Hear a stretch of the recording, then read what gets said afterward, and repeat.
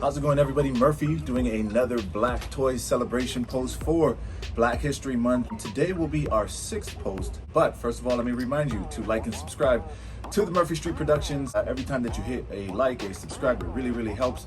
Also, don't forget to ding the notifications bell so that you can get informed anytime that we have any new drops on videos, especially ones coming up for this entire month. I will try to have one out every single day for you in order to celebrate Black History Month. So, without further ado, today's one is a little more special because it's one of my favorite athletes outside the realm of basketball, outside the realm of football. It's actually a track and field athlete. The person we're talking about today is Michael Dwayne Johnson. He got his first gold medal in 1992 at the Olympics. There he was a member of the 4x4 team, and that one set a world record. He was the third leg, and the reason you can tell that is you can tell his running style, and they actually depicted it really well here on this figure. But going into 1996, he decided to run the 200 meter as well as the 400 meter.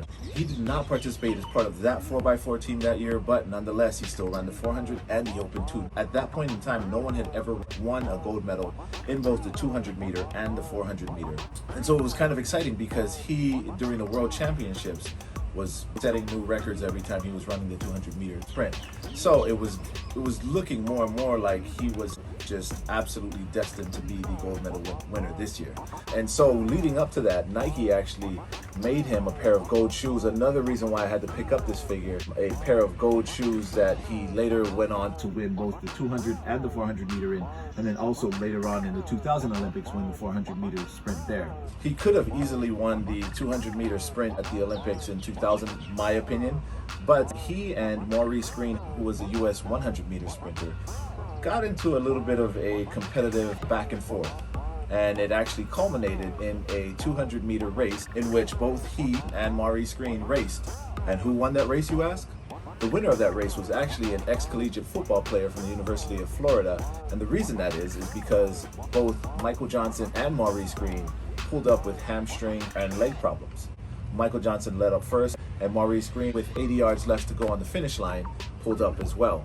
And then after that, Michael Johnson decided that he was not going to run the 200 because of the fact that it was taking away from the spirit of the thing that he loved to do the most. And so I really admired that about him, especially knowing that he was more or less destined to win another gold medal, maybe even try to break his own world record.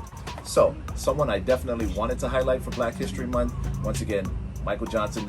I would say the starting lineup did an amazing job on this figure as far as accuracy and actually looking like the player. Again, they are not known for being able to nail that look, but they did so here with this figure. Was an easy pickup.